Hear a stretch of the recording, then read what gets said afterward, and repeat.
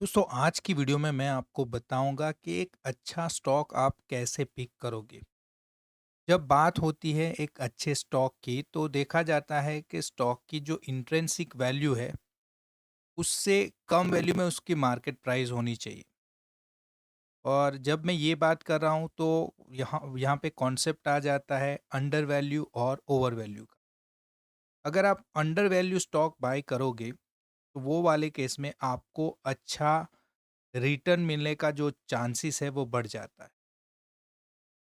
अब ये under value stock को पिक कैसे करेंगे, कैसे उसके ऊपर काम करेंगे, कौन से फंडामेंटल्स हैं हमें देखने पड़ेंगे, क्या टेक्निकल्स है वो देखने पड़ेंगे, साथ ही साथ कुछ रेशियोज होते हैं, वो सारी चीज़ें आप कैसे देखोगे वो आपको आज की वीडियो में बताया जाएगा।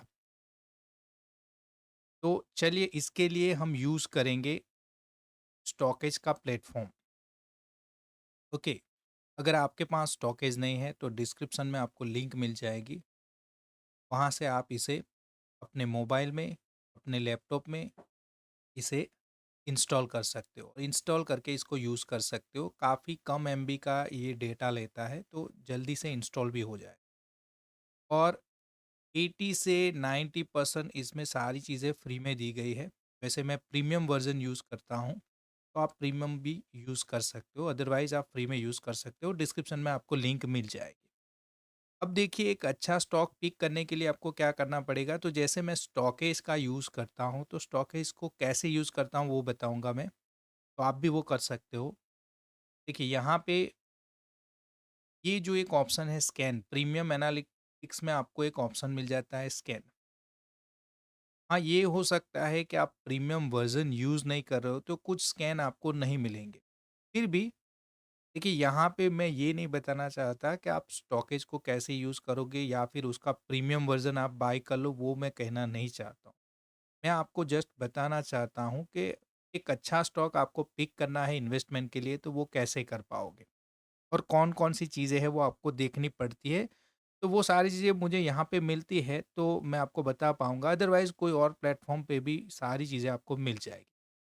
देखिए, अब मैंने क्या किया कि मैंने माय स्टॉकेज वाला जो टैब है मेरा, उसके अंदर जाके मैंने एक माय कॉम्बो स्कैन बनाया। अब ये जो स्कैन होते हैं, वो स्कैन टेक्निकल स्कैन भी होते हैं और फंडामेंटल स्कैन भी होते हैं इसके अंदर। और वो दोनों को यूज़ करके आपका खुद का आप कॉम्बो स्कैन भी बना सकते हो, जो मैंने ऑलरेडी यहाँ पे बनाया है। अब यहाँ पे ये स्कैन में आप 10 तरह के स्कैन डाल सकते हो। देखिए 10 तरह के स्कैन मैंने डाले हुए हैं, जहाँ पे 60% जो स्कैन मैंने डाले हैं वो फंडामेंटल स्कैन है और 30 या 40% जो भी है वो मैंने टेक्निकल स्कैन डाला। और उसके हिसाब से जो स्टॉक हमें मिलेंगे उसके ऊपर मैं बताऊँगा कि कैसे उसके फंडामेंटल्स, अ, वो हो सकता है कंपनी के फाइनेंशियल्स क्या है, उसके रेशियोज़ क्या है, बैलेंस शीट क्या है, ओके? प्रॉफ़िट एंड लॉस उसका कैसे देखना है, वो सारी चीज़ें मैं बताऊँगा। सिंपली अभी देखिए, तो ये जो स्कैन मैंने बनाया है, उस हिसाब से आप भी बना सकते हो अगर स्टॉकेज को यूज़ करोगे, अदरवाइज़ और भी प्लेटफ़ॉर्म पे ये कुछ और नाम से मिल जाएगी, लेकिन ये कुछ मैं अभी एक्सप्लेन भी करूँगा ये सारी चीज़ें है क्या और कैसे कौन से फंडामेंटल मैंने यहाँ पे पिक किए। देखिए, अब एक ओवरव्यू दे दूँ छोटा-सा, तो मुझे स्टॉक पिक करना था, तो उसके लिए मैंने एक कॉम्बो स्कैन बनाया। कॉम्बो स्कैन में मैंने बता दिया कि देखिए मुझे ये वाले स्टॉक चाहिए जो strongly out perform benchmark index. Means अब एनएससी की बात करें तो बेंचमार्क इंडेक्स हो जाता है निफ्टी 50, तो वो निफ्टी 50 से अच्छा परफॉर्म करना चाहिए। ओके, दूसरा कि उसका जो सेक्टर है, जो भी स्टॉक होगा उसका जो सेक्टर है वो सेक्टर से भी वो अच्छा परफॉर्म करना चाहिए। ओके, जैसे समझ लीजिए कि मैं कोई बैंकिंग का कोई स्टॉक है, समझ लीजिए वो एसबीआई है। तो एसबीआई का जो सेक्टर है वो होगा बैंकिंग का, तो बैंकिंग का पूरा जो सेक्टर होगा उसको भी ये आउट परफॉर्म करना चाहिए, ऐसा स्टॉक होना चाहिए। तो सेक्टर को भी वो आउट परफॉर्म करना चाहिए और बेंचमार्क इंडेक्स को भी वो आउट परफॉर्म करे, ऐसा स्टॉक चाहिए। तो ये दोनों स्कैन मैंने डाल दिए, तब वही स्टॉक मुझे मिलेंगे जो ये दोनों को मीन्स ये दोनों कंडीशन को फुलफिल करते हैं, अदरवाइज दोनों में से एक भी फुलफिल करेगा तो वो मुझे मिल जाएगा। चलिए, आरओई यहाँ पे बताया गया है हाई रिटर्न ऑन इक्विटी। अब ये इसके बारे में भी अभी डिटेल में जाएँगे, लेकिन अभी ओवरव्यू दूँ तो आपको ये बता सकता हूँ कि कंपनी के पास, शेयर होल्डर के पास से जो भी फंड इकट्ठा होता है उसे इक्विटी बोला जाता है। कंपनी हम शेयर परचेज़ करते हैं, उस शेयर की जो वैल्यू मार्केट में चलती है, ओके? और उसके जो नंबर है शेयर के में, मार्केट वैल्यू जो होगी और जो शेयर होंगे, ओके? वो दोनों को जोड़ के जो फंड बनता है, शेयर का जो फंड बनेगा, जो उसे इक्विटी बोला जाएगा, तो वो इक्विटी के सामने कंपनी जो रिटर्न अर्न कर रही है, वो रिटर्न का रेशियो होगा। तो यहाँ पे बताया गया है कि जो भी इक्विटी होगी कंपनी के पास, शेयर होल्डर्स फंड, उसके सामने कंपनी हाई रिटर्न अगर अर्न कर रही है, तो उसी को यहाँ पे हमें बताना है। ओके, तो ये है रिटर्न ऑफ इक्विटी वाला एक फंडामेंटल स्कैन डाल दिया। दूसरा, high return on capital employed. अब क्या होता है कि कंपनीज जो होती है, वो शेयर होल्डर से तो फंड इकट्ठा करती है, साथ ही साथ कई बार वो डेट से भी फंड इकट्ठा कर, डेट माने वो पब्लिक से लोन लेती है एक तरह की, ओके? तो वो डेट होता है, देन हमने बोला जैसे इक्विटी होता है, वो सारी चीज़ों को जोड़ के, ओके? जो पूरा कैपिटल, हो सकता है प्रमोटर्स ने भी कुछ पैसा डाला है, तो पूरा जो कैपिटल एम्प्लॉयड किया गया है कंपनी के लिए, उसके सामने रिटर्न कितना है, तो रिटर्न हाई रिटर्न होना चाहिए, तो वो वाले स्टॉक मुझे चाहिए। तो ये चौथा हमने स्कैन डाल दिया कि ऐसे स्टॉक चाहिए जिसका रिटर्न अच्छा हो उसके कैपिटल एम्प्लॉयड्स के सामने। अच्छा, quarterly net profit growth year on year, means year on year बताया जाएगा, ईयर ऑन ईयर मार्च का होता है डेटा ज़्यादातर। तो क्वार्टरली जो नेट प्रॉफिट होगा, उसमें ग्रोथ दिखना चाहिए, मीन्स प्रॉफिट में ग्रोथ दिखना चाहिए हर साल के लिए, okay? Then consistently increasing quarterly EPS, quarterly जो 3 महीने के बाद का जो अर्निंग पर शेयर है, वो कंसिस्टेंटली इंक्रीज होना चाहिए, ऐसे स्टॉक चाहिए या ऐसा कोई स्टॉक चाहिए। Then high increase in quarterly sales year on year, quarterly sales भी उसका इंक्रीज होना चाहिए और वो भी हाई इंक्रीज उसमें नजर आना चाहिए, ओके? अर्निंग तो होना ही चाहिए कंसिस्टेंट, प्लस उसका जो सेल्स है वो भी बढ़ना चाहिए, ऐसा स्टॉक चाहिए। इंक्रीजिंग क्वार्टरली सेल्स, और जो नेक्स्ट वाला ऑप्शन है वो वही इंडिकेट करता है कि क्वार्टरली जो सेल्स होगी वो भी इंक्रीज होनी चाहिए, हर क्वार्टर से अगले क्वार्टर की जो सेल है वो बढ़नी चाहिए। जैसे हर क्वार्टर की अर्निंग दूसरे क्वार्टर से बढ़नी चाहिए, उसके लिए हमने कंसिस्टेंटली इंक्रीजिंग क्वार्टरली ईपीएस रखा है, वैसे ही क्वार्टरली सेल्स भी हमें चाहिए, तो उसके लिए इंक्रीजिंग क्वार्टरली सेल्स वाला हमने रखा। ओके, नीचे आप जाओगे तो वहाँ पे नज़र आ रहा है high current ratio. Current ratio क्या होता है? करंट रेशियो माने कंपनी के पास जो एसेट है, टोटल एसेट है, ओके? सॉरी, करंट एसेट है। जो करंट एसेट है उसके सामने करंट लायबिलिटी जो है, ओके? तो करंट रेशियो कैसे निकाला जाता है कि करंट जो एसेट होती है डिवाइडेड बाय करंट लायबिलिटी, और उसमें जो हायर फिगर नज़र आएगी, मीन्स रेशियो में जो हायर फिगर नज़र आएगी वो हमें चाहिए, मीन्स करंट एसेट ज़्यादा चाहिए। जितनी ज़्यादा करंट एसेट लायबिलिटी के सामने ज़्यादा होगी, उतना वो स्टॉक बेहतर माना जाता है। ये एक पैरामीटर है डिसीजन लेने के लिए, अच्छा स्टॉक के लिए। बाकी अदरवाइज काफ़ी कुछ चीज़ें काम कर, चलिए। अब करंट लायबिलिटी और करंट एसेट क्या होगी वो भी अभी हम डिस्कस करेंगे जब हम बैलेंस शीट देखेंगे। चलिए, consistently growing cash from operations, means company जो काम कर रही है, ओके, कोई प्रोडक्ट बना रही है, सर्विस वो रेंडर कर रही है, तो वो सर्विस से या फिर वो जो भी प्रोडक्ट बनाती है उसे बेच के वो कंसिस्टेंटली उसका जो कैश फ्लो है वो बढ़ना चाहिए, कंपनी में कैश बढ़ना चाहिए, ऐसा हम चाहते हो, तो वो वाला हमें स्टॉक चाहिए कि जिसमें कैश फ्लो कंसिस्टेंटली बढ़ रहा हो। तो ये 10 कैन हमने लगा दिए और उसके हिसाब से मुझे यहाँ पे स्टॉक मिल गए। अब कोई भी स्टॉक पे मैं काम कर सकता था, सारी चीज़ें बता सकता था, लेकिन कुछ मुझे फ़िल्टर करना था स्टॉक, तो मैंने फ़िल्टर कर लिया। अब यहाँ पे जो फ़िल्टर किया है वो मेजर स्टॉक को मैंने फ़िल्टर किया है। स्टॉकेज आपको फैसिलिटेट करता है कि आप यहाँ से ऑल स्टॉक को भी पिक कर सकते हैं। चलिए, मैंने ऑल स्टॉक मीन सारे स्टॉक ले लिए हैं। अब प्राइस से आपको फ़िल्टर करना है, मार्केट कैप से करना है, सेक्टर से करना है, पीरियड से करना है, वो कुछ भी कर सकते हो, लेकिन हमने ऑल स्टॉक ले लिए, यहाँ पे अप्लाई कर देता हूँ। देखिए, परफेक्ट मैच कोई भी नहीं मिला क्योंकि जो फ़िल्टर ही हमने लगाया वो ऐसा है कि परफेक्ट मैच अगर मिल गया तो वो समझ लीजिए एक तरह का मिरेकल ही हो जाएगा समझ। ओके, तो ऑलमोस्ट देयर हमें कौन-सा नज़र आ रहा है? आनंद राठ राठी वेल्थ लिमिटेड। ये स्टॉक को देखेंगे तो सीधा ही हमें स्कैन पे ले जा रहा है, स्कैन में बता रहा है कि ये क्राइटेरिया है वो फुलफ़िल कर रहा है कॉम्बिनेशन स्कैन में जो हमने बनाया है।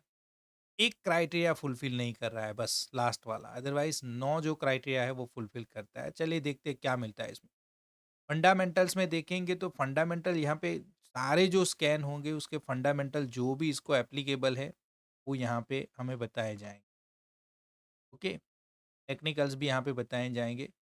लेकिन सिंपली हम जो बात कर रहे हैं कि हमें अच्छा स्टॉक चाहिए तो सिंपली हम करेंगे क्या, पहले तो उसके फंडामेंटल में जाएँ। क्योंकि कुछ चीज़ें हैं, कुछ टर्म है वो मुझे आपको एक्सप्लेन करने हैं जो आप हर वक़्त कहीं न कहीं ढूँढते रहते हो कि इसका मीनिंग क्या होता है, तो वो यहाँ पे मैं बताऊँ। चलिए, इसके आनंद राठी वेल्थ लिमिटेड में अगर हम जाते हैं, उसके फंडामेंटल में जाते हैं, इसका अगर पूरा प्रोफ़ाइल देखना है तो आप शो प्रोफ़ाइल कर सकते हो, अदरवाइज़ यहाँ पे बताया जा रहा है कि ये एक फाइनेंस से रिलेटेड सेक्टर है। इंडस्ट्री इसकी फाइनेंस ही है। ओके, वेबसाइट बताई गई है, प्राइस क्या चल रहा है, ये स्टॉक का प्राइस अभी मार्केट प्राइस चल रहा है 802। ओके, चलिए मार्केट कैपिटलाइजेशन कितनी है, 3,353 करोड़ है। ओके, 3,353 करोड़ का इसका मार्केट कैपिटलाइजेशन है। अब मार्केट कैपिटलाइजेशन क्या होता है, कंपनी के पास कितने टोटल शेयर हैं। ओके, और वो शेयर के साथ कंपनी की जो मार्केट प्राइस है उसको से गुना करेंगे, मीन्स उससे मल्टीप्लाई करेंगे तो आपको टोटल मार्केट कैपिटलाइजेशन मिल जाएगा कि इसका जो टोटल मार्केट कैपिटलाइजेशन है 3,300 समथिंग। अच्छा, ये जो स्टॉक है वो कौन सी कैटेगरी में फॉल करता है, तो स्मॉल कैप, मिड कैप और लार्ज कैप, तीन तरह के। लार्ज कैप को ब्लू चिप फंड भी बोला जाता है। लार्ज कैप जो होता है उसमें वॉलेटिलिटी कम रहती है लेकिन वो बेहतर रिटर्न। ओके, मिड कैप अभी बात करेंगे, पहले भी देखेंगे स्मॉल कैप। स्मॉल कैप का जो बिहेवियर होता है वो काफ़ी वॉलेटाइल होता है, कई बार वो अच्छा रिटर्न भी देते हैं, तो ये स्मॉल कैप है तो थोड़ा रिस्की रहता है। और लार्ज कैप और स्मॉल कैप के बीच में जो फॉल करता है उसे हम स्मॉल कैप। चलिए, तो ये स्मॉल कैप फंड है, ये भी देख लिया हमने। वो मार्केट कैपिटलाइजेशन के हिसाब से डिटरमाइन होता है कि स्मॉल कैप है, मिड कैप है या फिर लार्ज कैप। अब यहाँ पे इसके फाइनेंशियल इंडिकेटर्स कुछ हमें ओवरव्यू दे रहे हैं, अदरवाइज ये हमें बैलेंस शीट में भी और कई और जगह पे भी देखने को मिलेंगे अभी। तो फाइनेंशियल्स इंडिकेटर्स की बात करें तो देखिए यहाँ पे बताया जा रहा है कंसोलिडेटेड और स्टैंड अलोन दोनों। स्टैंड अलोन माने ये जो कंपनी है उसका खुद का डेटा, मीन्स ये यहाँ पे आनंद राठी वेल्थ लिमिटेड है तो उसका ही खुद का डेटा बताया जाए, वो कहीं पे एसोसिएट है या दूसरी कंपनी पे अपना कंट्रोल है, वो अगर जोड़ लोगे साथ में तो उसका पूरा जो डेटा होता है उसे बोलते हैं कंसोलिडेट। तो आपको कंसोलिडेटेड ही हमेशा डेटा को फॉलो करना चाहिए। अब देखिए ये जो कंपनी है ये बता रही है कि उसका earning per share, EPS, means हर शेयर पे वो अर्न कितना कर। ओके, वो अर्निंग पर शेयर है 38 करोड़ में फिगर होना चाहिए। ओके, 38 करोड़ का उसका अर्निंग पर शेयर है। ओके, मीन्स पर शेयर पे ये इतना अर्न कर रही है। ओके, उसका जो अर्निंग आप कैलकुलेट करोगे, अर्निंग क्या होता है, तो मीन्स कंपनी का हम बोलेंगे कि जो भी प्रॉफिट होता है, प्रॉफिट में से एबिटा वगैरह निकालते हैं। ओके, तो उसको छोड़ दिए, मीन्स कंपनी जो भी अर्न कर रही है, एक शेयर पे कितना अर्न कर रही है वो बताया जा रहा है। तो 38 हमें फिगर मिल रहा है यहाँ पे। चलिए, price earning ratio, price to earning ratio जब भी देखो आप तो ये सोचना है कि मुझे 1 रुपया कमाने के लिए 20 रुपया या 21 रुपया यहाँ पे देना पड़ रहा है। Okay, price to earning ratio ये बता रहा है कि कंपनी का जो भी अर्निंग है, ओके, उसके सामने की जो मार्केट प्राइस है, तो प्राइस टू अर्निंग रेशियो जैसे बताया गया है, price divided by earning. Okay, company की जो भी मार्केट प्राइस होगी डिवाइडेड बाय जो भी अर्निंग होगा, यहाँ पे जैसे बताया गया अर्निंग पर शेयर कितना है वो बताया गया आपको। ओके, उसे डिवाइड करोगे तो आपको प्राइस टू अर्निंग रेशियो मिल जाएगा। अब ये पी रेशियो वैरी करता है। पी रेशियो को हमेशा आपको कंपेयर करना है इसके पीयर्स के साथ। जैसे आनंद राठी है फाइनेंस की एक सेक्टर की कंपनी, तो दूसरी फाइनेंस की साथ उसका आपको ये पी है वो आपको कंपेयर करना है। अदरवाइज मैं आपको बोलूँगा कि अप टू 20 जो भी पी रहता है वो बेहतर रहता है, उससे ज़्यादा रहता है तो थोड़ा रिस्की हो सकता है। लेकिन एक पी देख के ही आप डिटरमाइन नहीं कर सकते कि कंपनी कैसी है, क्योंकि ये भी हो सकता है कि अगर कंपनी की प्राइस बढ़ती है, किसी वजह से रिटेलर ज़्यादा इंटरेस्ट लेते हैं और प्राइस बढ़ती है, लेकिन किसी और वजह से अर्निंग कम हो जाता है तो पी बढ़ जाएगा वहाँ। और ये भी हो सकता है कि कंपनी की जो प्राइस है वो स्टेबल रहे, ओके, और उसका जो अर्निंग है वो बढ़ जाए, तो वो वाले केस में पी कम हो जाए। तो ये दोनों ये पॉसिबिलिटी के हिसाब से चलता है। तो पी सिर्फ नहीं देखना है, ये सारी चीज़ें देखनी है। तो देखिए पी ये होता है। चलिए, अब इंडस्ट्री के पी के साथ कंपेयर करना है तो आप देख लीजिए कि जो फाइनेंस का सेक्टर है उसका इंडस्ट्री का पी है तकरीबन 34 पॉइंट समथिंग जो, ओके, 34 के सामने इसका पी है 20, तो ये बेहतर कहा जा सकता है। चलिए, बुक वैल्यू पर शेयर। बुक वैल्यू पर शेयर क्या क्या होता है? तो जो भी आउटस्टैंडिंग शेयर होते हैं, ओके, जो कंपनी बुक वैल्यू निकालती है, बुक वैल्यू माने कंपनी के पास कितनी टोटल एसेट है, ओके। अगर हो सकता है कि कंपनी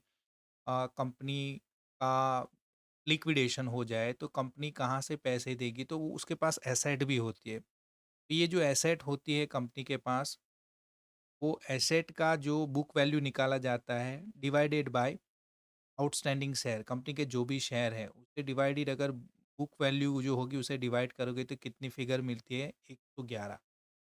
तो उसी से बुक वैल्यू अगर मिलेगी आपको तो फिर आपको प्राइस टू बुक वैल्यू मिलेगी।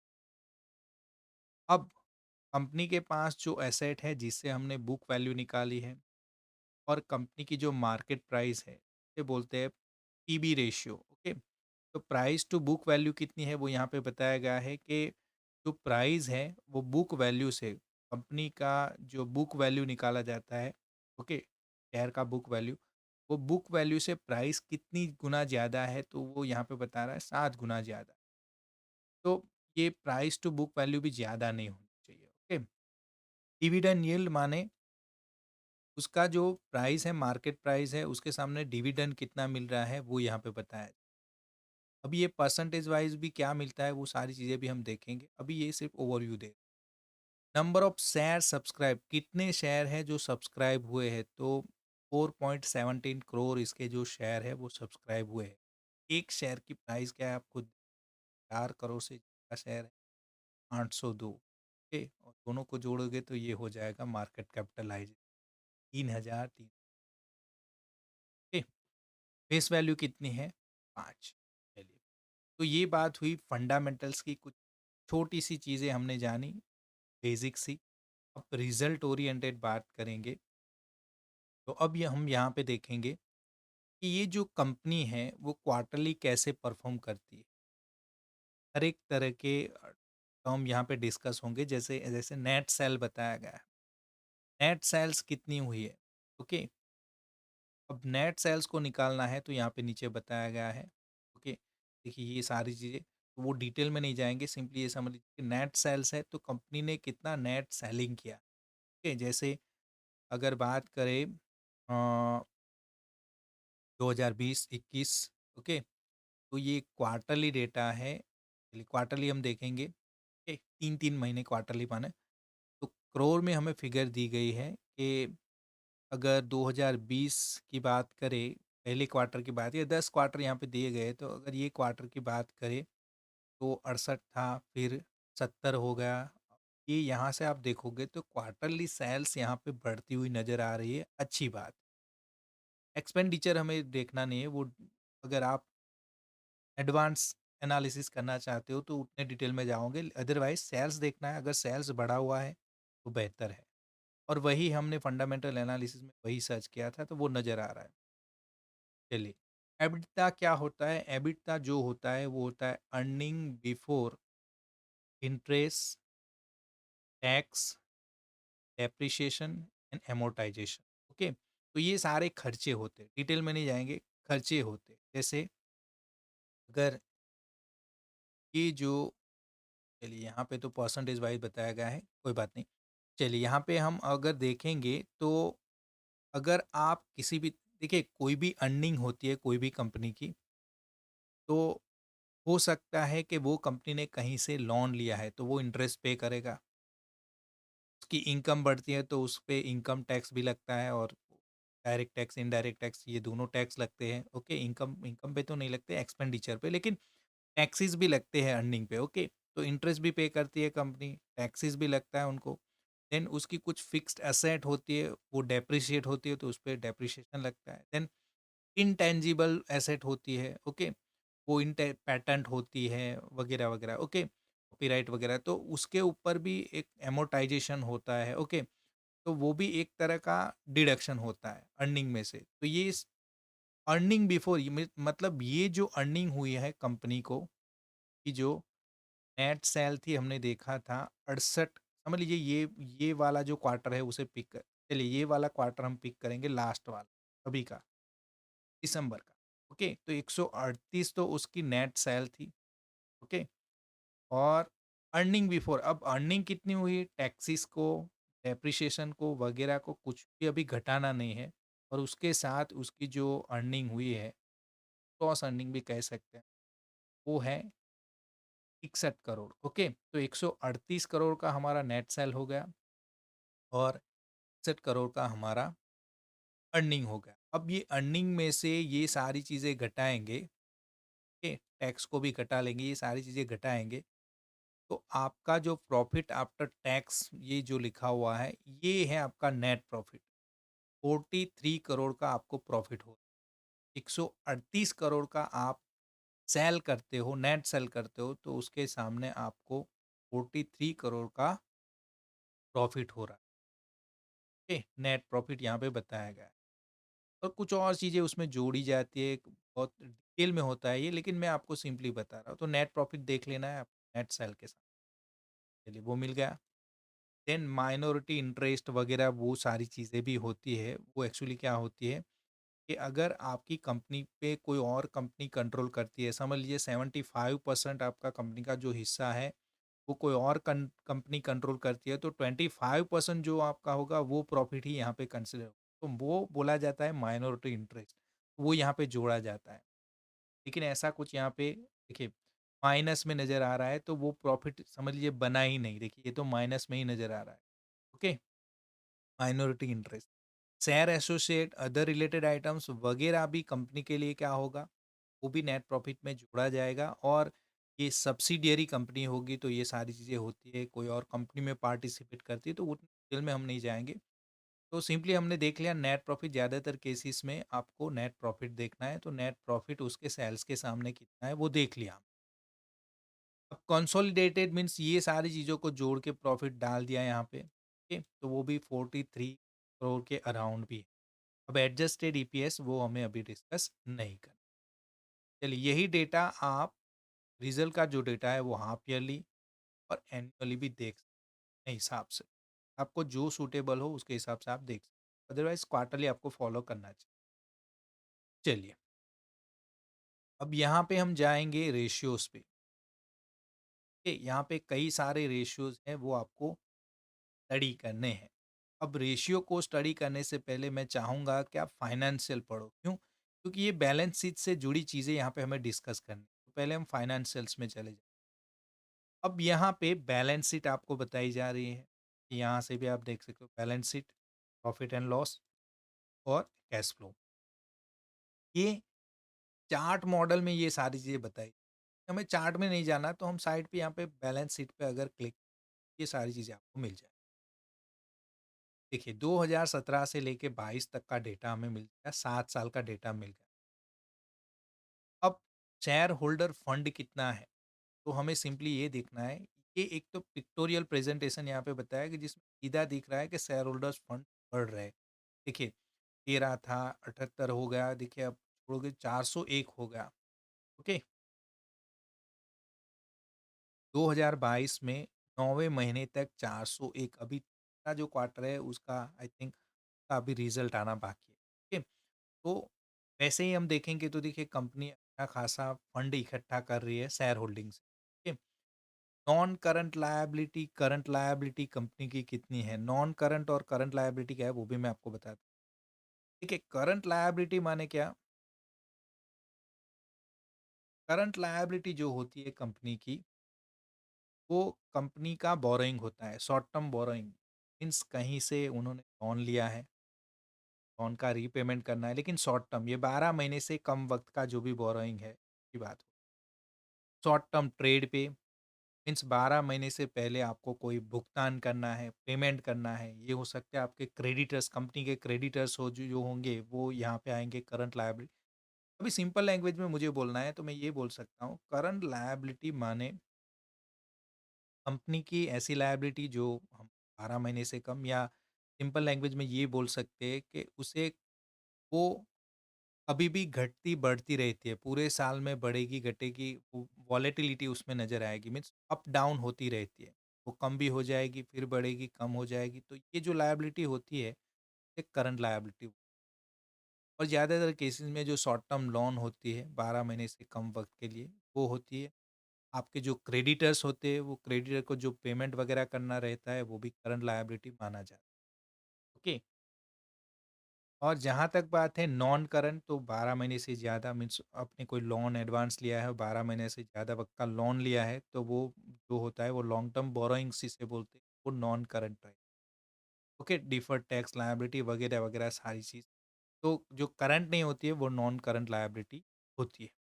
तो ज़्यादातर केसेस में हम अगर नॉन करंट लायबिलिटी बात करें तो लंबे वक्त के लिए लोन ली। तो देखिए शेयर होल्डर से फंड कितना है, तो फंड अच्छा इकट्ठा किया है, लेकिन सामने लायबिलिटी की बात करें तो लायबिलिटी भी बढ़ रही है।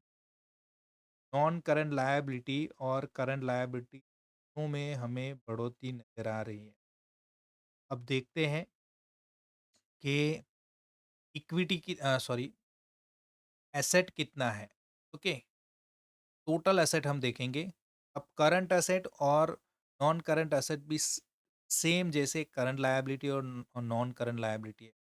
यहाँ पे एसेट क्या हो सकती है आपकी? एसेट माने फिक्स एसेट हो सकती है आपकी, कंपनी की बिल्डिंग है, मशीनरी है। ओके, ये सारी चीज़ें जो फिक्स एसेट कंसिडर की जाती है। साथ ही साथ करंट एसेट माने आप कंपनी ने किसी को लोन दिया है, मीन्स छोटे वक्त के लिए, और कंपनी ने लैंड किया है पैसा किसी को, हो गए करंट एसेट।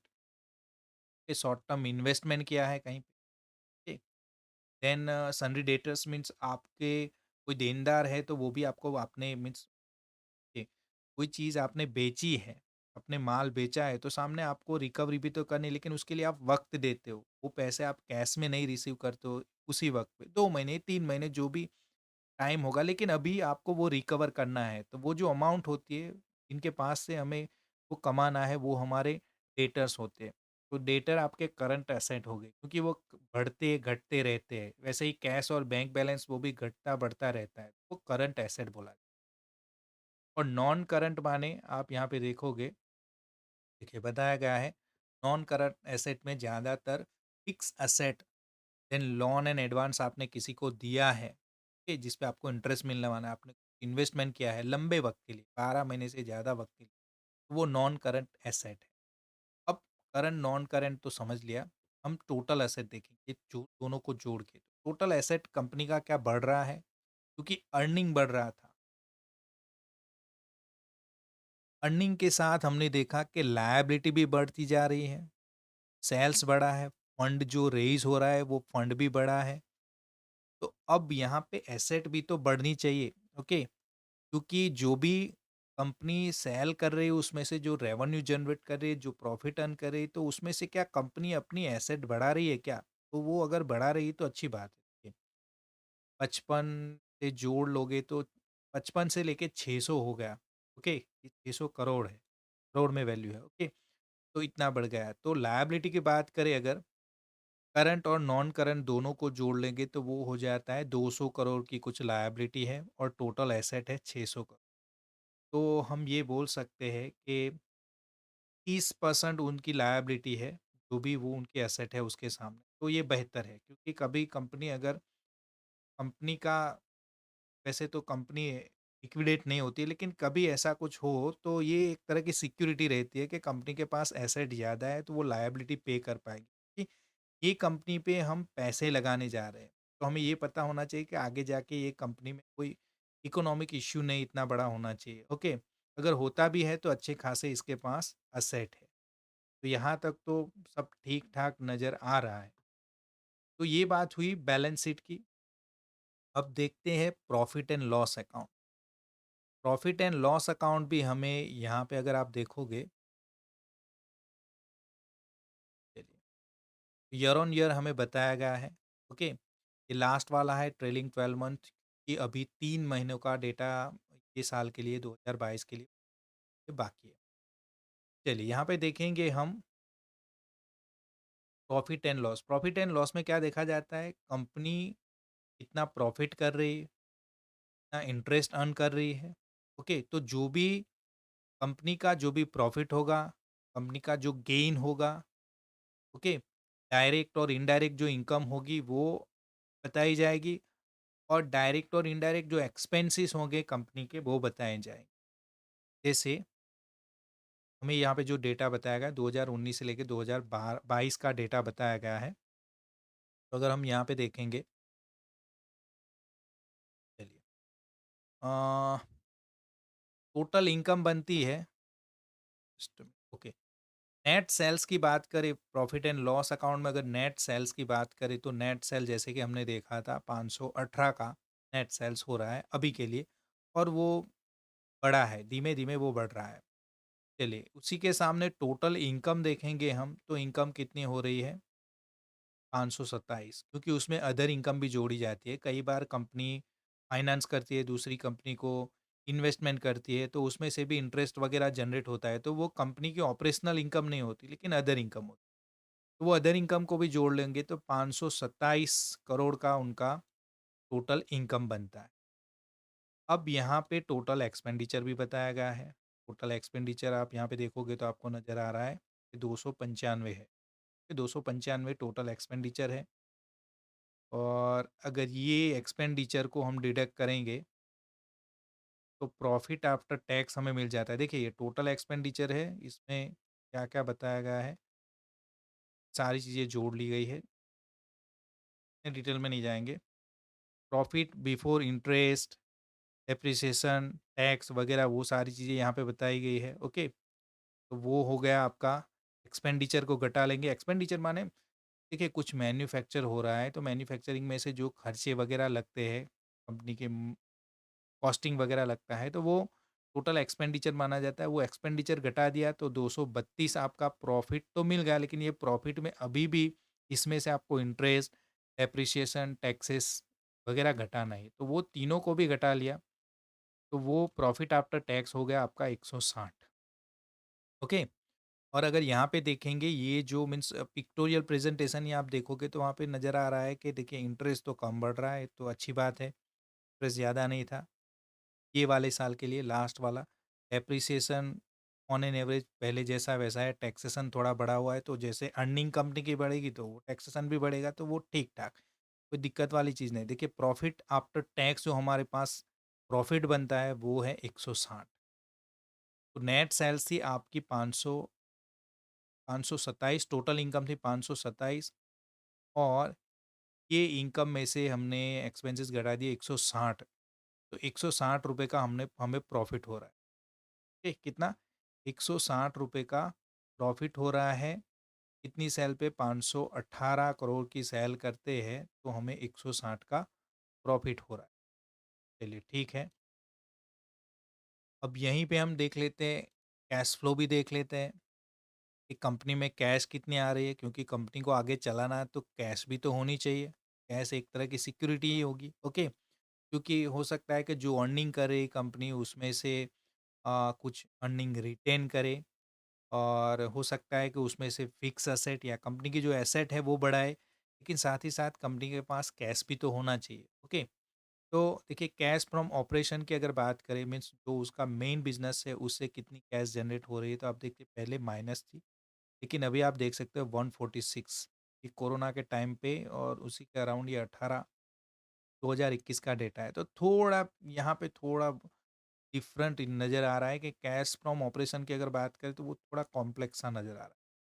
चलिए कैश फ्रॉम इन्वेस्टमेंट, अगर इन्वेस्टमेंट की बात करें कंपनी ने कहीं पे इन्वेस्ट किया और उससे कैश अर्न किया है, तो देखिए कैश अर्न नहीं किया माने ये माइनस बता रहा है, इसका मतलब कंपनी ने जो भी कैश मिली वो कैश बाहर गई है, मीन्स उन्हें इन्वेस्ट कर दिया है, कंपनी इन्वेस्ट करके बैठी हुई है।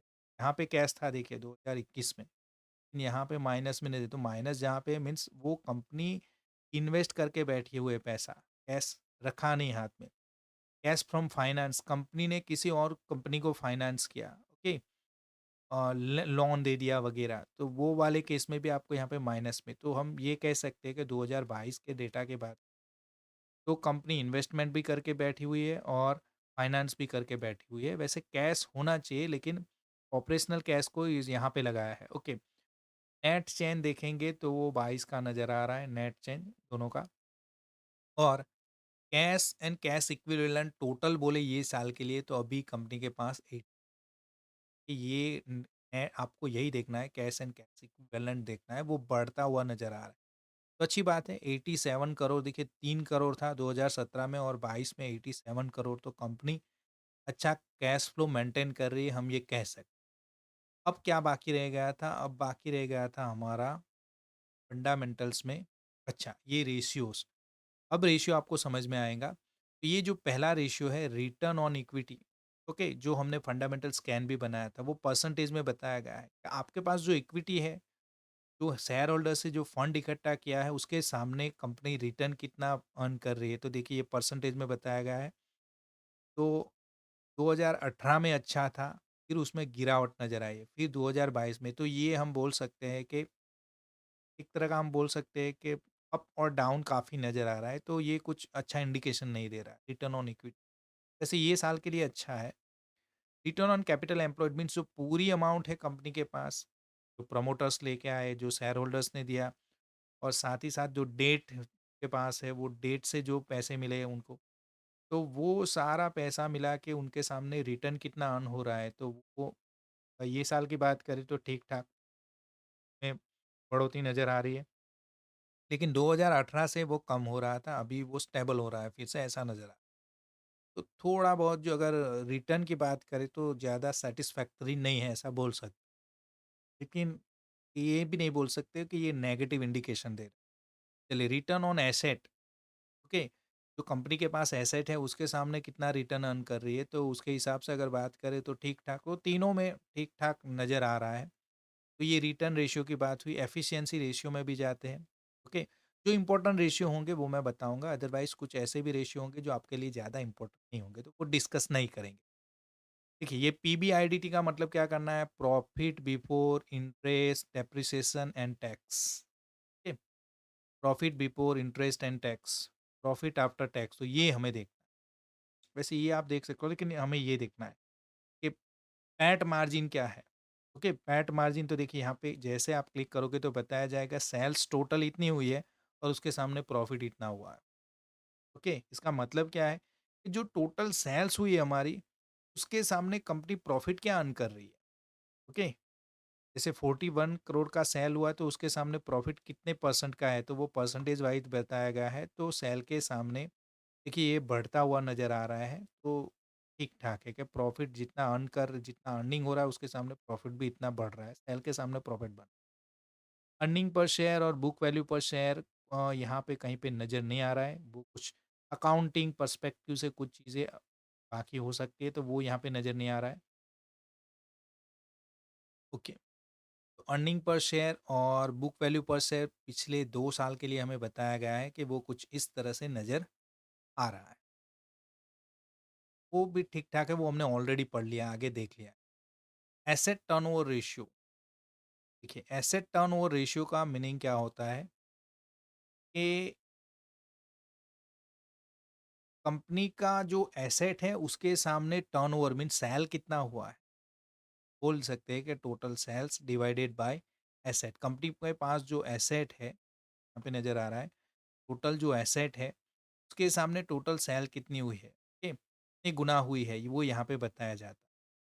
तो मीन्स ये इंडिकेट करता है कि इतने एसेट से क्या वो अच्छे से सेल वैल्यू बढ़ा रहा है क्या? तो हम देखेंगे यहाँ पे तो ठीक-ठाक है। वैसे मुझे तो घटता हुआ ही नज़र आ रहा है, तो वो कुछ अच्छे इंडिकेशन नहीं दे। चलिए इन्वेंटरी टर्नओवर रेशियो वो भी उसका है कि इन्वेंटरी के साथ वो कितना सेल बढ़ा रहा है, तो वो यहाँ पे नहीं बताया गया क्योंकि आनंद राठी जो कंपनी है वो फाइनेंस कंपनी, इसमें कोई इन्वेंटरी नहीं होती। ओके,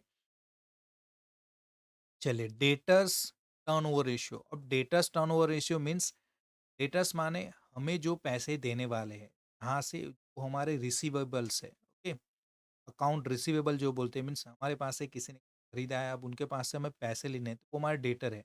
तो जितने डेटर है हमारे सामने उसके सामने सेल कितना हुआ है वो रेशियो ये इंडिकेट।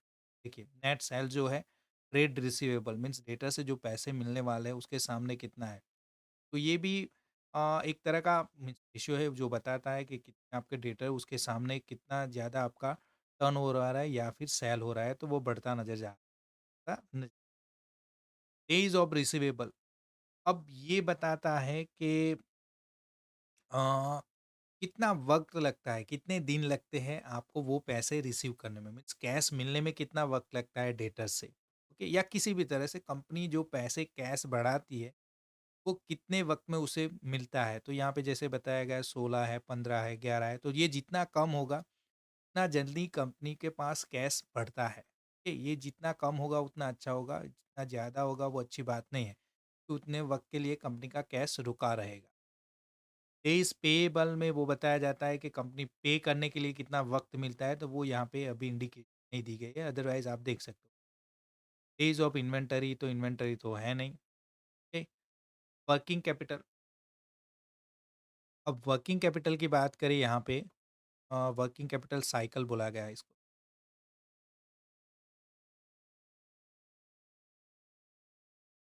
चलिए ये इसके डिटेल में नहीं जाएँगे हम। डिविडेंड पे आउट रेशियो यहाँ पे बताया गया है कि डिविडेंड आपको कितना मिल रहा है, ओके। जो भी आप कंपनी अर्न कर रही है, जो कंपनी का प्राइस है मार्केट प्राइस उसके सामने डिविडेंड कितना मिल रहा है वो बताया जाता है यहाँ पे। तो वो डिविडेंड ओरिएंटेड जो स्टॉक आप पिक करते हो तो उसके लिए इंपॉर्टेंट है, अदरवाइज ये वाले वीडियो में हम वो बात नहीं करेंगे। इफेक्टिव टैक्स रेट, अब ये क्या बोलता है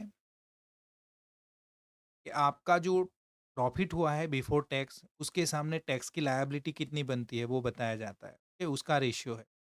तो वो जो प्रॉफिट होगा से डिवाइड प्रॉफिट को डिवाइड करेंगे टैक्स की जो अमाउंट होगी उससे, तो पता चलेगा कि वो कितना बढ़ता है या घटता। तो देखिए ऑन एन एवरेज ठीक ठाक नज़र आ रहा है, 30 के अराउंड ही उसका इफेक्टिव टैक्स रेट।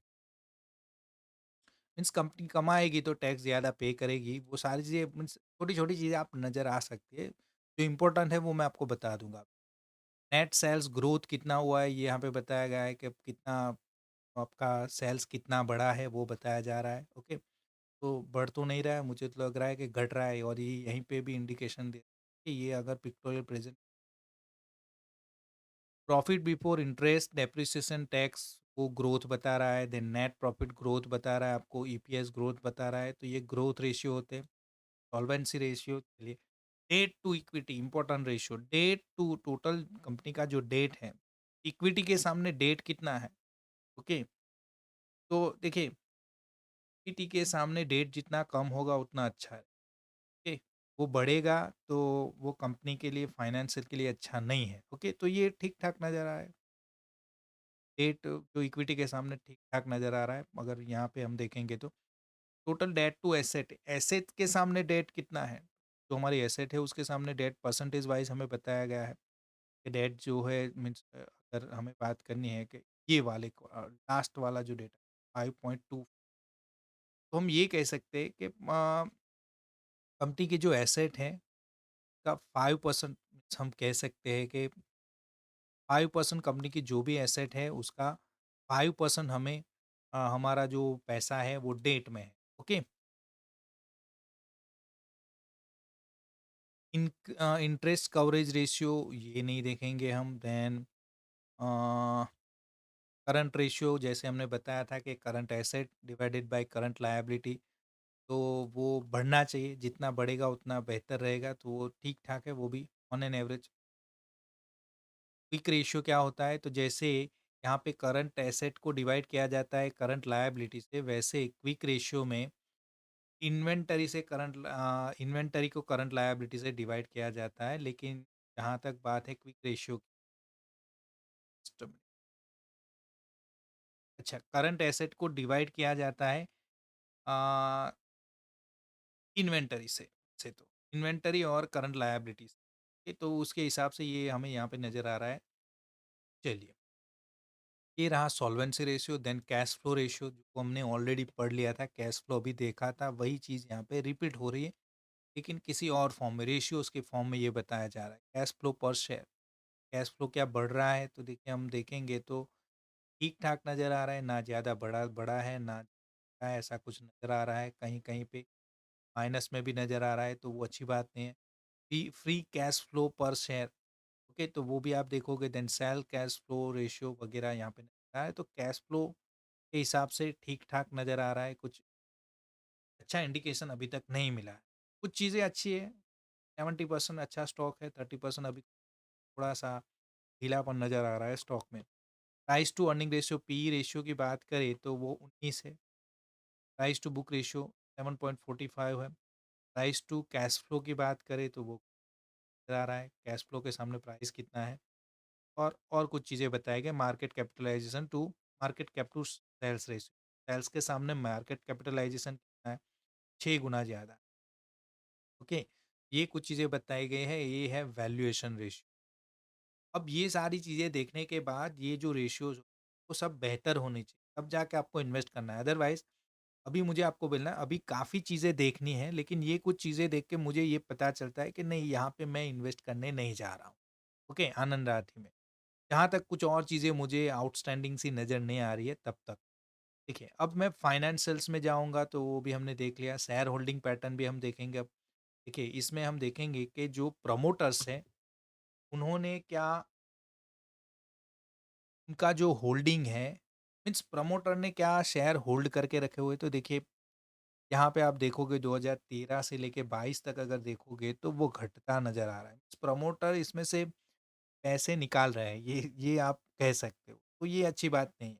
प्रमोटर्स का होल्डिंग तो वैसे का वैसा रहना चाहिए या फिर बढ़ना चाहिए, वो कम हो रहा है। 50% इसका अभी हम बोल सकते हैं 50% प्रमोटर ने इन्वेस्ट किया हुआ है। चलिए, पब्लिक की बात करें तो ओवरऑल पब्लिक की बात करें तो पब्लिक से आप देखोगे कि अच्छे खासे की खासी मतलब यहाँ पे शेयर होल्डिंग नज़र आ रही है।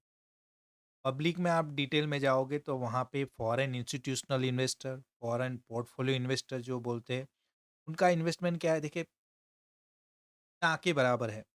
फॉरेन इंस्टीट्यूशनल इन्वेस्टर ने यहाँ पे कोई मीन्स चांस नहीं ले रहे, वो ठीक ठाक है, कोई इन्वेस्टमेंट नहीं है।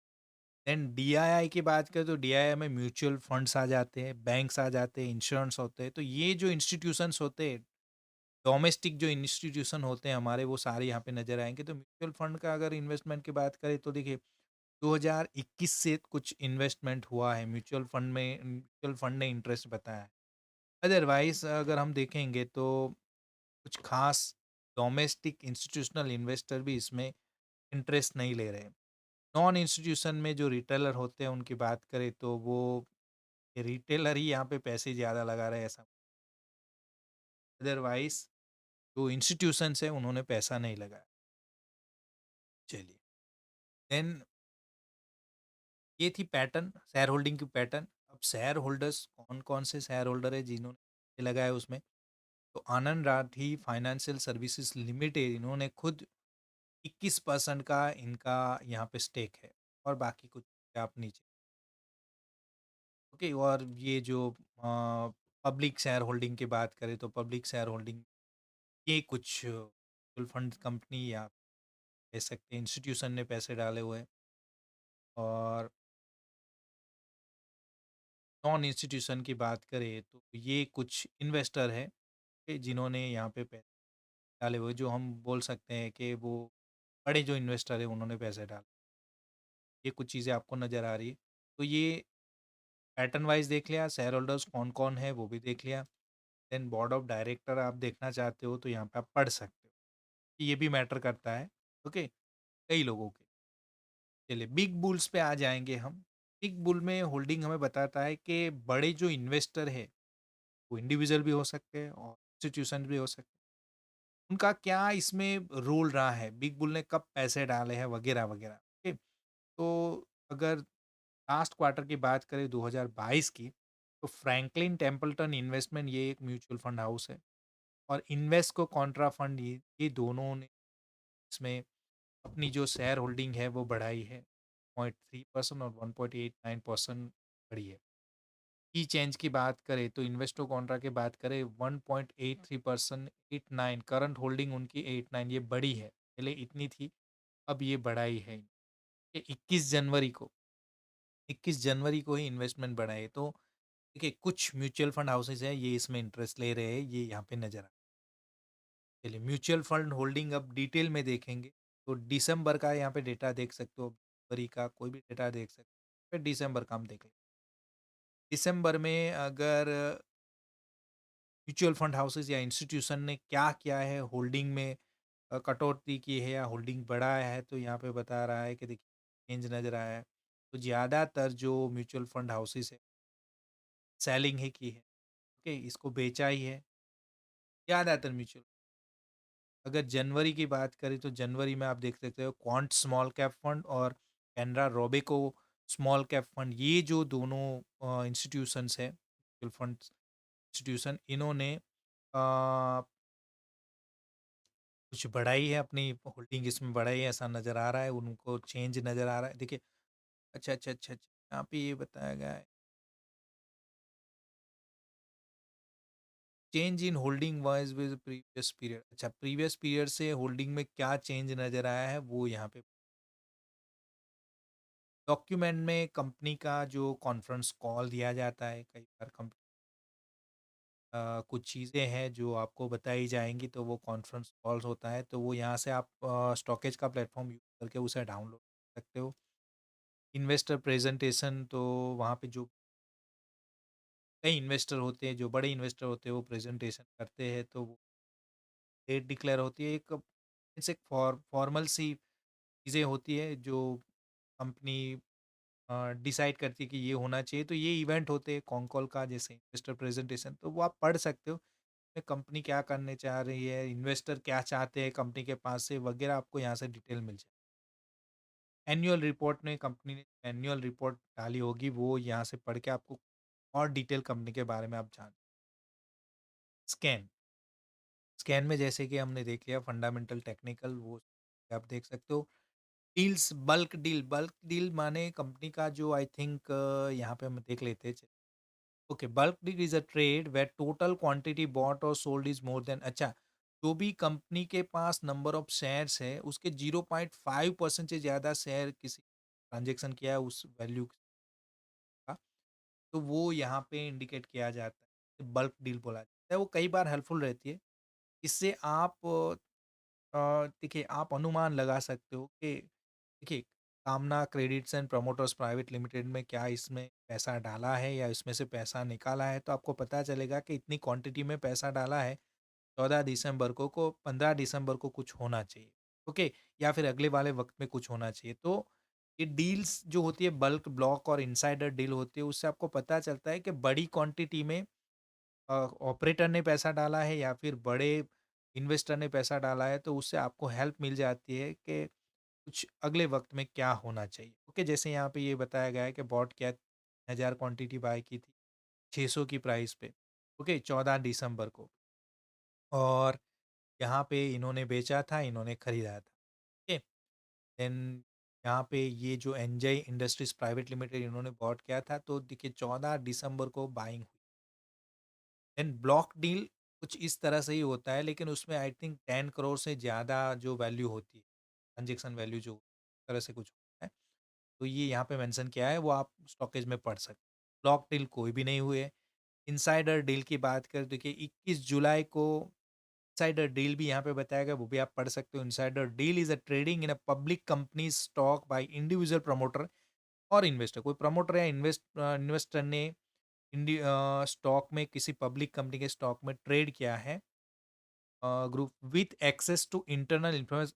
कंपनी की कोई इंटरनल इन्फॉर्मेशन उसके पास होनी चाहिए, उस हिसाब से उसमें ट्रेड लिया। तो देखिए बड़े प्लेयर जब इसमें खेलते हैं तब भी हम ये देखते हैं कि कुछ हो रहा है इसमें। कि जैसे आनंद राठी की बात करें तो उन्होंने आनंद राठी तो खुद प्रमोटर है इनके। 14,25,000 क्वांटिटी इन्होंने बाय की थी। करंट होल्डिंग इनका इतना है और वो 15% बढ़ा हुआ है। ट्रांज़ैक्शन डेट थी 19 जुलाई की, ठीक है? तो चलिए हम ऐसे ही एक हम प्रेडिक्शन लगाते हैं कि ये 19 जुलाई को ट्रांज़ैक्शन हुई थी, ओके? बाइंग हुई थी आनंद राठी के द्वारा 14,25,000 शेयर की। तो 19 जुलाई को ये शेयर में क्या हुआ था? इसका चार्ट देख चार्ट कुछ इस तरह से नज़र आएगा, अगर आप प्रीमियम वर्ज़न नहीं यूज़ करते हो तो आपको नज़र नहीं अच्छा कौन-सी डेट थी फिर से देख लेते हैं। डील में था 19 जुलाई 2022 19 जून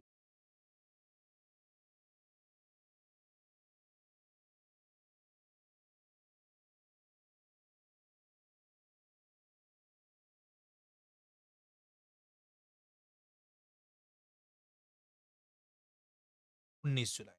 ये वाली जो कैंडल है वो 19 जुलाई और 19 जुलाई का डेटा यहाँ पे बता रहा है कि हाई उस दिन रहा था 640, 638, 627 और क्लोजिंग था ₹800।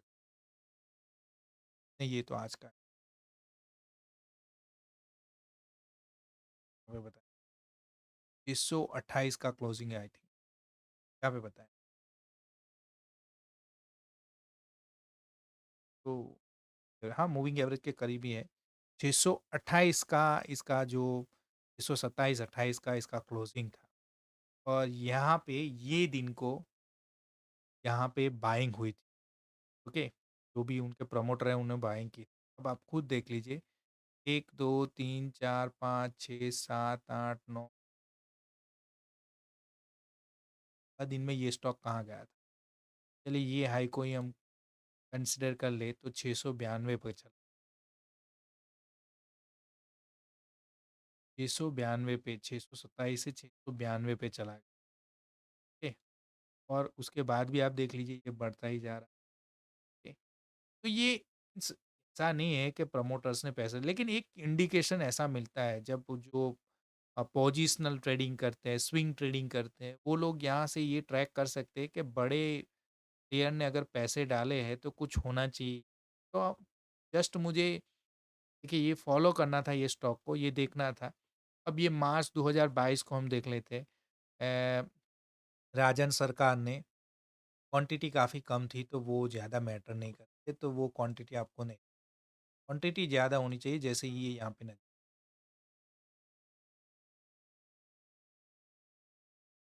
ये आप टारगेट वगैरह यहाँ पे ऐड करना चाहते हो, टारगेट अचीव किया है तो वो यहाँ पे आपके खुद एक मोटिवेशन के लिए चलिए कुछ और चीज़ें क्या है, तो टेक्निकल्स अगर देखेंगे तो टेक्निकल्स में भी हमने बोला था देखिए ये स्टॉक की बात करें तो आप खुद देख लीजिए 1 साल का, 6 महीने का, 3 महीने का, 1 महीने का तो टेक्निकल्स काफ़ी बेहतर नज़र आ रहे हैं। टेक्निकल बेहतर नज़र आ रहे हैं, लेकिन अगर मैं बात करूँ फंडामेंटल तो फंडामेंटल थोड़े थोड़े कन्फ्यूज़ करते हैं। ये तो दोनों मैच नहीं कर रहे, अगर दोनों मैच हो जाएँगे तो फिर वो स्टॉक में आपको पैसे लगा लें, क्योंकि वो बेहतरीन रिटर्न देंगे आप। तो परफॉर्मेंस अच्छा है, टेक्निकल तो अच्छा दे रहा है, अभी हम चार्ट में से भी देखेंगे। अब ये सब चीज़ें करने के बाद चार्ट भी देखना है। चार्ट क्या इंडिकेशन है, एज रिपोर्ट भी यहाँ पे बताए गए हैं। Top 5 companies trading near breakout तो 28 जनवरी को ये दिया गया था आई थिंक ये चलिए इस पे क्लिक करते हैं।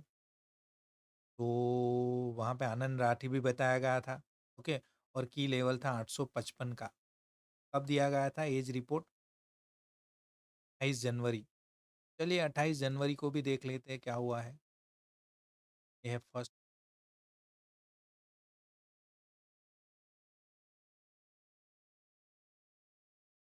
ये 27 ही आई थिंक फ्राइडे होना चाहिए। तब ये दिया था कि ये ब्रेकआउट लेवल के नज़दीक है। हाँ, ब्रेकआउट लेवल के नज़दीक था लेकिन वहाँ से फिर से वो ये रिट्रेस हो चुका है। ओके, अभी ये रिट्रेस होके फिर से ये एक पुल बैक लेगा और ऊपर जा रहा है और अभी आई थिंक बाइंग भी यहाँ पे नज़र आ रही है। चलिए, तो ये चार्ट में हमें ये चीज़ें नज़र आ रही है कि ये कुछ चीज़ें और भी चीज़ें पहले चार्ट देख चार्ट में देखिए 3 महीने का चार्ट है, अब 1 साल का चार्ट लगा देंगे आप साल का चार्ट। और कुछ चीज़ें हैं जो मैं बताना चाहता हूँ आपको, जैसे 3 महीने का चार्ट हमने लगा, ठीक से नज़र आए उस हिसाब। अब यहाँ से आप जो चाहो वो इंडिकेटर भी आप यहाँ से लगा सकते हो। वो कुछ इंडिकेटर मैंने लगाए हुए हैं। जैसे डिलीवरी और वॉल्यूम को साथ में बताया गया। डिलीवरी और वॉल्यूम क्या होता है? वॉल्यूम माने 1 दिन में कितना ट्रेड हुआ है, कितनी क्वांटिटी में ट्रेड हुआ है, ओके? और उसी के साथ डिलीवरी में कितना गया, तो डिलीवरी ये ब्लू है, ग्रे में जो ब्लू एरिया बता रहा है, ये वॉल्यूम है, वो डिलीवरी बताई जा रही है। और जब डिलीवरी और वॉल्यूम दोनों बढ़ते हैं, तो वो इंडिकेशन देते हैं कि इसमें कुछ ऑपरेटर की मूवमेंट या कुछ बड़ा होने वाला है। जैसे ये देखिए, ये एक बड़ी मूवमेंट देखिए, उसके बाद क्या हुआ, ये जब बड़े-बड़े मीन्स इसमें जब डिलीवरी भी बढ़ी है, वॉल्यूम भी बढ़ा है, तो आप खुद देख सकते हो मूवमेंट हुई है। तो अभी भी ये बढ़ रही है, तो यहाँ पे मूवमेंट आने वाली है। तो अगर टेक्निकल्स को देखते हुए मीन्स कम वक़्त के लिए मैं पोजिशनल ट्रेडर के लिए इन्वेस्टमेंट नहीं होगा इसमें। 1 साल, 2 साल, 6 महीने मैं नहीं बोलूँगा, लेकिन कुछ वक़्त के लिए आपको इन्वेस्ट करना है, तो आप आनंद राठी में कर सकते हो, वो रिटर्न देंगे आप। ओके, ऐसा नज़र आ रहा है क्योंकि देखिए एक्स्पोनेंशियल मूविंग एवरेज 20 के ऊपर सपोर्ट बनाया हुआ है। ओके, तो आई थिंक ये ब्रेकआउट देगा, ब्रेकआउट के काफ़ी करीब है और ब्रेकआउट हो जाना चाहिए। तो चांसेस है। और साथ ही साथ देखेंगे हम आरएसआई, आप देखोगे तो आरएसआई भी 50 के ऊपर है, तो बाइंग बता रहा है। और आरएस मार्केट की बात करें मीन्स वो कंपैरिज़न होता है उसका निफ्टी के साथ, कि उसका जो इंडेक्स होता है बेंचमार्क इंडेक्स उसके साथ। आरएस भी बता रहा है कि निफ्टी से वो 0.15% अच्छा बेहतर परफ़ॉर्म कर रहा है, आउट परफ़ॉर्म कर रहा है निफ्टी को। तो ट्रेड ले सकते हो, ओके? ये आप 15 दिन के लिए इसमें सोच सकते हो ट्रेडिंग लेके आप, ओके? कुछ और चीज़ें देखनी है तो आप देख सकते हो, ट्रेडिंग व्यू के चार्ट पे आप सब एनालिसिस कर सकते हो, अदरवाइज़ मुझे नज़र आ रहा है कि नहीं, ये अच्छा रिटर्न दे सकता है। डिलीवरी यहाँ पे बताई गई है, तो देखिए डिलीवरी कैसे, डिलीवरी ये जो हमने यहाँ पे देखा था ना, ये चार्ट में ये जो नज़र आया है वही चीज़ है कि ये वॉल्यूम बताया जा रहा है, ट्रेडेड क्वांटिटी वही वॉल्यूम है और उसमें डिलीवरी कितनी गई है, तो देखिए डिलीवरी भी बढ़ी हुई है। डिलीवरी बढ़ी है मीन्स होने वाला है। या कुछ अपडेट आप जानना चाहते हो तो टॉकेज का प्लेटफ़ॉर्म है, ये आपको कुछ अपडेट भी देता है, 14 नवंबर को कुछ उसके न्यूज़ रहते हैं, अनाउंसमेंट रहता है, कॉर्पोरेट एक्शंस रहती है, फिर और कुछ कुछ भी होगा तो आपको यहाँ पे नज़र आता है। चलिए, इसमें न्यूज़ वगैरह देखना है, स्टॉक को रिलेटेड जो कहते हैं ना, जो उसका रिज़ल्ट डिक्लेयर होने वाला है, डिविडेंड डिक्लेयर होने वाला है, वो सारी चीज़ें भी बताई जाती हैं। तो आई थिंक वो आपको मिलेगी, इस रिपोर्ट फ्रेंड्स में मिल जाएगी, एनुअल रिपोर्ट।